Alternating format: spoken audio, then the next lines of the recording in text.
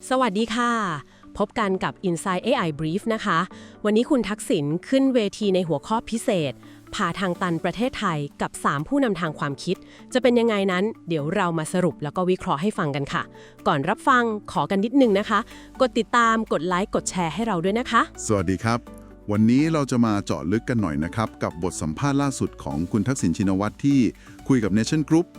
คือมันมีหลายประเด็นที่น่าสนใจมากเกี่ยวกับสถานการณ์การเมืองไทยตอนนี้ที่หลายคนก็รู้สึกว่าเอ๊ะมันเหมือนเป็นทางตันหรือเปล่าค่ะบทสัมภาษณ์นี้ให้ภาพที่ค่อนข้างน่าสนใจนะคะว่าถ้ามองจากมุมของคุณทักษิณเองเนี่ยอะไรคือต้นตอของปัญหาจริงๆแล้วเสถียรภาพรัฐบาลตอนนี้เป็นยังไงกันแน่แล้วก็เรื่องความสัมพันธ์ที่ซับซ้อนโดยเฉพาะกับกัมพูชาเพื่อนบ้านเรานี้แหละค่ะมันส่งผลกระทบยังไงบ้างใช่ครับเริ่มกันที่คำว่าทางตันก่อนเลยที่เราได้ยินกันบ่อยๆคุณทักษิณเขามองว่ายังไงนะฮะเหมือนกับว่ามันไม่ใช่ทางตันจริงๆแต่มีคนทำให้ตันอะไรแบบนี้เหรอครับประมาณนั้นเลยค่ะคือเขามองว่ามันไม่ใช่ตันโดยธรรมชาติแต่เหมือนมีคนพยายาม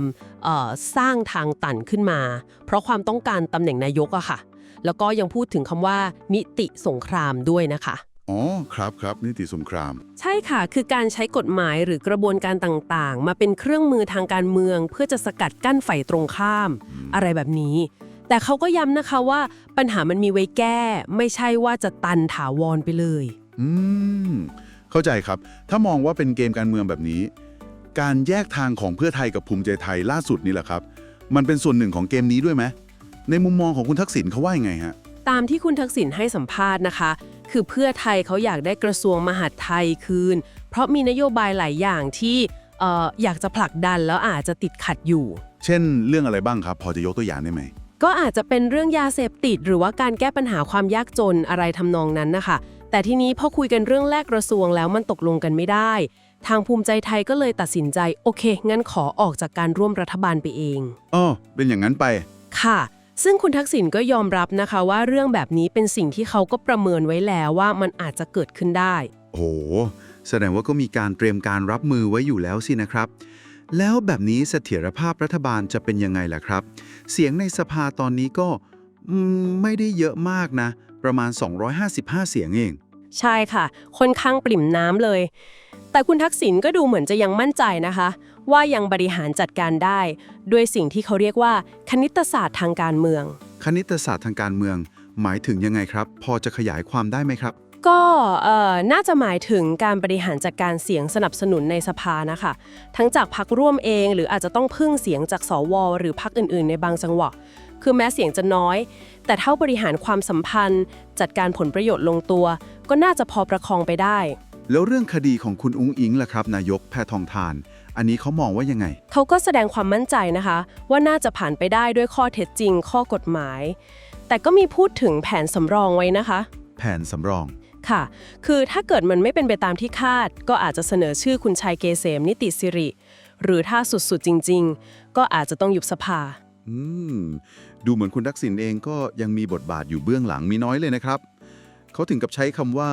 ต้องเข้ามาเสือกหรือมีส่วนร่วมเพราะปัญหาบ้านเมืองมันรอไม่ได้โดยเฉพาะเศรษฐกิจใช่ค่ะเขาอธิบายว่าที่ต้องเข้ามามีส่วนร่วมเนี่ยเพราะปัญหาประเทศมันเร่งด่วนโดยเฉพาะเรื่องเศรษฐกิจปล่อยไปนานกว่านี้ไม่ได้แล้วก็ปฏิเสธว่าไม่ใช่เพราะอยากได้อำนาจอะไรนะแต่คืออยากเข้ามาช่วยแก้ปัญหามากกว่าแล้วคดี112ที่ตัวเขาเองโดนอยู่เหรอครับอันนี้เขามองเป็นส่วนหนึ่งของเกมการเมืองด้วยไหมค่ะเขามองว่าเป็นผลพวงจากการเมืองตั้งแต่ยุคคสช.นะคะที่พยายามจะจำกัดบทบาทของเขาเข้าใจครับมีอีกเรื่องที่ร้อนแรงไม่แพ้กันเลยคือเรื่องความสัมพันธ์กับสมเด็จฮุนเซนที่ดูเหมือนจะแตกหักกันไปแล้วคุณทักษิณเล่าว่ารู้สึกช็อกเลยที่ถูกอัดเสียงคุยโทรศัพท์แล้วเอามาปล่อย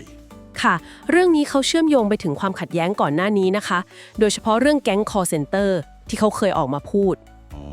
ที่เคยมีประเด็นกันใช่ค่ะแล้วก็อาจจะรวมถึงท่าทีเรื่องชายแดนในอดีตด้วยแต่เขายืนยันชัดนะคะว่าความสัมพันธ์ส่วนตัวน่ะจบแล้วจบคือจบเลยค่ะแต่เรื่องประเทศชาติเรื่องผลประโยชน์ของประเทศก็ยังต้องดำเนินต่อไปนะอันนี้น่าสนใจคือเขาตั้งข้อสังเกตเรื่องเส้นเงินจากไหนไปไหนครับคืออาจจะมีผลประโยชน์ทางธุรกิจบางอย่างที่เชื่อมจากไทยไปกัมพูชาที่อาจจะเกี่ยวกับกลุ่มผลประโยชน์บางกลุ่มซึ่งอาจจะเป็นปัจจัยเบื้องหลังความขัดแย้งนี้ด้วยก็ได้ อันนี้เป็นข้อสังเกตของเขานะคะ โอ้โห ซับซ้อนเหมือนกันนะครับเนี่ย แล้วถ้ามองไปข้างหน้าแหละครับ การเมืองไทยจะเป็นยังไงต่อ มีพูดถึงเรื่องจับขั้วใหม่ๆไหมครับ เช่น แดงส้มเพื่อไทยก้าวไกลอะไรแบบนี้ ในบทสัมภาษณ์นะคะคุณทักษิณมองว่าตอนนี้ยังไ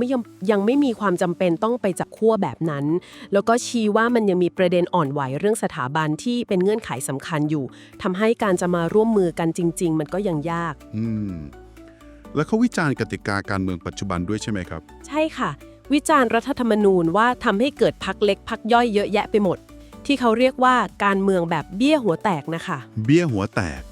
ค่ะ มันทำให้ทำงานยากทำนโยบายก็ลำบาก แล้วก็มองว่านักการเมืองบางคนสมัยนี้ เหมือนจะเน้นเรื่องธุรการกับธุรกิจส่วนตัวมากกว่าผลักดันนโยบายจริง ๆ จัง ฟังดูแล้วสรุปจากมุมมองของคุณทักษิณนี่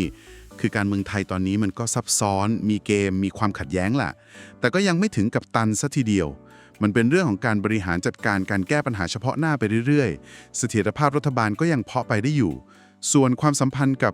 บางประเทศก็ถึงจุดเปลี่ยน ๆ ค่ะ แล้วก็แน่นอนว่าตัวเขาเองก็ยังคงเป็นผู้เล่นคนสำคัญในสนามนี้อยู่ ใช่ครับ คือเขาชี้ว่าปัญหาใหญ่ของเศรษฐกิจไทยตอนนี้เนี่ยอาจจะไม่ใช่แค่เรื่องหนี้สินที่เราคุ้นๆกัน แต่เป็นเรื่องเงินเม็ดเงินจำนวนมากเลยที่มันกำลังรั่วไหลออกนอกประเทศทุกปี ใช่ครับ ประเด็นนี้สำคัญมากเลย เงินรั่วไหลเนี่ยคือภาพรวมเศรษฐกิจเนี่ยแหล่งข้อมูลเขายอมรับเลยว่าหนักจริง ทั้งหนี้ครัวเรือนที่โอ้โหสูงกว่า 90% แล้วก็ยังมีหนี้ SME อีก ข้อจำกัดเรื่องงบประมาณภาครัฐก็เรื่องหนึ่งอันนี้ก็ทำให้การลงทุนใหม่ๆมันเกิดยาก ใช่ค่ะ เขาก็เลยพยายามเสนอทางออกหลายๆด้านนะครับทั้งจัดการหนี้ดึงการลงทุนเข้ามาจัดการเศรษฐกิจนอกระบบ แล้วก็แตะเรื่องความสัมพันธ์ระหว่างประเทศด้วย งั้นเริ่มที่เศรษฐกิจก่อนเลยนะคะ แหล่งข้อมูลก็ย้ำว่าสถานการณ์ค่อนข้างน่ากังวลหนี้สาธารณะสูง รัฐบาลก็อาจจะขยับตัวลำบากหน่อย ครับ หนี้ครัวเรือนอย่างที่บอกไปก็สูงมากจริงๆ แถมมีหนี้ SME อีก การลงทุนใหม่ๆ ในประเทศก็เลยไม่ค่อยจะเกิดเท่าไหร่ แล้วจุดที่ผมว่าน่าตกใจเหมือนกัน คือเรื่องเงินรั่วไหลที่ว่านี่แหละครับ แหล่งข้อมูลเขาประเมินว่าเงินจากพนันออนไลน์เนี่ยไหลออกนอกประเทศปีหนึ่งประมาณ150,000 ล้านบาท โอ้โห150,000ครับ ยังไม่หมดนะ มีค่าลิขสิทธิ์เกมอีกประมาณ 50,000 ล้าน แล้วก็พวก call center ที่หลอกลวงคนไทยไปเนี่ยไม่ต่ำกว่า 7-80,000 ล้าน โอ้โห นี่ยังไม่นับเรื่องยางเสพติดเลยนะครับ ลองคิดดูเล่นๆว่าเงินมันหายไปจากระบบเรา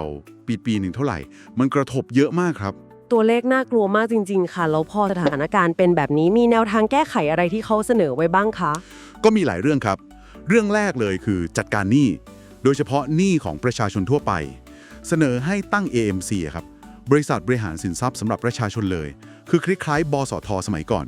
ที่มาช่วยแก้หนี้เสียสถาบันการเงิน อ๋อค่ะค่ะ อันนี้ก็คือมาซื้อหนี้เสียของคนทั่วไป มาบริหารจัดการให้มันเข้าระบบมากขึ้น แล้วเรื่องการลงทุนล่ะคะ ในเมื่อรัฐก็มีข้อจำกัดเรื่องงบ เรื่องหนี้ ครับ ตรงนี้เลยต้องพึ่งการลงทุนจากต่างประเทศ แหล่งข้อมูลเขายกตัวอย่าง UAE ครับ คือเขามีเงินทุนสำรองเยอะมาก อาจจะชวนเข้ามาลงทุนโครงสร้างพื้นฐานบ้านเรา อย่างพวก Smart Grid ระบบไฟฟ้าอัจฉริยะ อันนี้จะช่วยลดค่าไฟได้ จัดการพลังงานสะอาด ลดการสูญเสียพลังงาน หรือจะทำแบบ PPP ก็ได้ครับ Public Private Partnership ที่รัฐไม่ต้องก่อหนี้เพิ่ม อ๋อ ก็คือแก้ปัญหาพลังงานไปด้วย แล้วก็ได้เงินลงทุนเข้ามาด้วย โดยรัฐไม่ต้องเป็นหนี้เพิ่มเลย อันนี้น่าสนใจมากค่ะ มีด้านอื่นอีกไหมคะ มีครับ มีเรื่องการใช้เทคโนโลยีอย่าง AI เนี่ยเขาก็เสนอให้แบบว่าผลักดันให้คนทั่วไป มีทักษะด้านนี้มากขึ้น อาจจะมีสนับสนุนเป็นโทเค็นอะไรสักอย่าง อันนี้เขาไม่ได้ลงรายละเอียดชัดเจนนะครับ ค่ะ เพื่อให้คนค้นขึนการเรียนรู้ได้ง่ายขึ้น แล้วก็ทำไปพร้อมๆ กับการขับเคลื่อนเรื่อง Soft Power เศรษฐกิจสร้างสรรค์อย่างจริงจัง รวมถึงการจัดการเศรษฐกิจนอกระบบด้วย ทั้งปัญหาเงินรั่วไหลที่ว่าไปแล้ว แล้วก็เรื่องสินค้าจีนที่อาจจะคุณภาพไม่ดีเข้ามาตีตลาด SME เรา แล้วก็ผลกระทบจากรถ EV ที่มีต่ออุตสาหกรรมรถยนต์เดิมของเรา อันนี้ก็ต้องดูด้วยครับ การแก้ปัญหาเศรษฐกิจนอกระบบนี่ซับซ้อนเหมือนกันนะคะ อย่างเรื่องพนันออนไลน์เนี่ยมีข้อเสนอที่ฟังดูน่าสนใจมาก คือทำให้ถูกกฎหมายซะเลย ครับ เพื่อจะได้ควบคุมผ่านดิจิทัล ID จำกัดอายุคนเล่น แล้วก็มีระบบดูแลคนที่อาจจะติดพนัน ใช่ครับ แนวคิดคือแบบว่าดึงปัญหาที่อยู่ใต้ดินเนี่ยขึ้นมาบนดินซะ เพื่อให้กำกับดูแลได้จัดการได้ดีกว่าปล่อยไว้แบบควบคุมอะไรไม่ได้ เลยก็เป็นมุมมองที่น่าพิจารณาครับ ค่ะ ขยับมาดูเรื่องต่างประเทศกันบ้าง ความสัมพันธ์ไทยกัมพูชา แหล่งข้อมูลเขามองว่ายังไงคะ เขาใช้คำว่าเหมือนดำน้ำแข่งกันนะครับ คือต่างฝ่ายต่างคุมเชิงกันอยู่ แต่ก็ไม่น่าจะบานปลายไปถึงขั้นรุนแรงปะทะกันสองฝ่าย ทวิภาคีเท่านั้น ไม่ควรจะดึงประเทศที่ 3 เข้ามาแทรกแซง แม้ว่าอาจจะมีความตึงเครียด หรือความเห็นต่างกันในระดับผู้นำ ก็ต้องใช้การทูต การเจรจาแบบนักธุรกิจนิดนึงครับ มีทั้งไม้อ่อนไม้แข็ง ผ่อนหนักผ่อนเบา ค่ะ เข้าใจเลยค่ะ อีกเรื่องคือการค้ากับสหรัฐ โดยเฉพาะเรื่องภาษี เห็นว่าแหล่งข้อมูลมีการวิเคราะห์การส่งออกเราเป็นส่วนๆด้วยใช่ไหมคะ ใช่ครับ เขาแบ่งเป็น 3 ส่วนหลักๆนะครับ ส่วนแรกเลยคือสินค้าที่บริษัทอเมริกันเองนั่นแหละมาลงทุนผลิตในไทย ส่วนนี้ถ้าโดนภาษีก็กระทบผู้บริโภคอเมริกันเอง อ๋อ ค่ะ ส่วนที่ 2 คือสินค้าที่อาจจะมีการนำเข้าชิ้นส่วนจากจีนมาประกอบในไทย แล้วส่งออกไป อันนี้ก็อาจจะถูกมองว่าเลี่ยงภาษีได้ อืม ส่วนที่ 3 ซึ่งอันนี้สำคัญที่เราต้องปกป้องมากๆ คือสินค้า SME แล้วก็สินค้าเกษตรของไทยเราจริงๆครับ แล้วเราควรจะรับมือกับแรงกดดันตรงนี้ยังไงดีคะ ใช้สิ่งที่แหล่งข้อมูลเรียกว่า art of the deal อะครับศิลปะการต่อรอง คือต้องรู้ว่าอะไรยอมได้อะไรยอมไม่ได้เด็ดขาด โดยเฉพาะผลประโยชน์ SME เกษตรกรไทย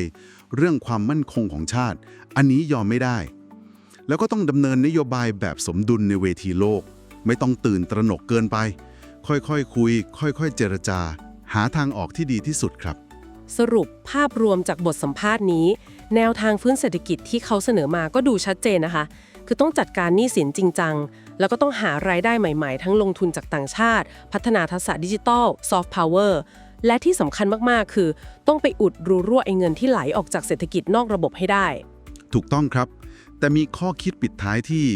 น่าสนใจจากแหล่งข้อมูลนี้เหมือนกันนะครับ คือเขาบอกว่าแม้จะมีแผนมีแนวทางที่ดูดีแค่ไหน แต่ความท้าทายจริงๆเลยนะ คือการเอาแผนพวกนี้ไปปฏิบัติให้มันเกิดขึ้นได้จริง ภายใต้